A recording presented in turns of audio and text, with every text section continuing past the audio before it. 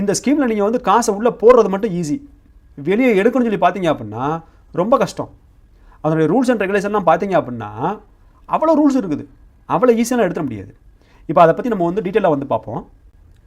Main problem எங்கே start ஆகுது அப்படின்னா ப்ரீமெச்சூர் க்ளோசர் ஆஃப் அக்கௌண்ட். நீங்கள் வந்து அமௌண்ட்டை வந்து வெளியே எடுக்கணும் அப்படின்னா எந்த சுச்சுவேஷனில் நீங்கள் எடுக்க முடியும் அப்படின்றத சொல்கிறாங்க. இந்த event of death of the account holder the account shall be closed immediately. நம்ம பொண்ணு பேரில் நம்ம எடுத்துருக்கோம் அப்படின்னா அந்த பொண்ணுக்கு ஏதாவது ஆயிடுச்சு அப்படின்னா அந்த டயத்தில் வந்து அக்கௌண்ட் க்ளோஸ் பண்ண முடியும், அப்போ வந்து அமௌண்ட் எடுக்க முடியும். அதுக்கப்புறம் செகண்ட் ரீசன் என்ன கொடுக்குறாங்க அப்படின்னா medical support in life threatening disease of the account holder. இப்போ நம்ம பொண்ணுக்கு லைஃப் த்ரெட்டனிங் டிசீஸ் வந்துருச்சு அப்படின்னா அப்போ வந்து நீங்கள் அக்கௌண்ட் எடுக்க முடியும், அமௌண்ட் எடுக்க முடியும்.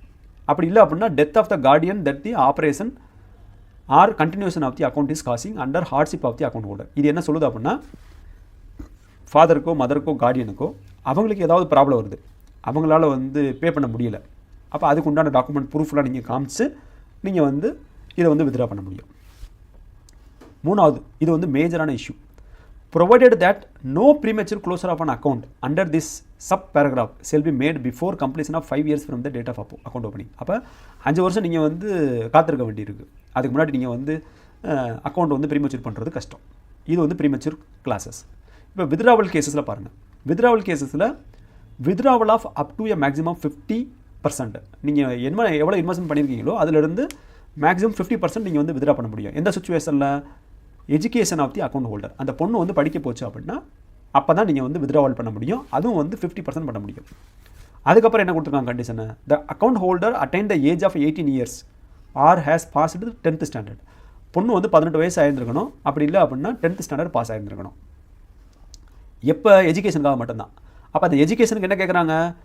ஃபீ slip such institution containing the financial requirement நம்ம வந்து காமிக்கணும்.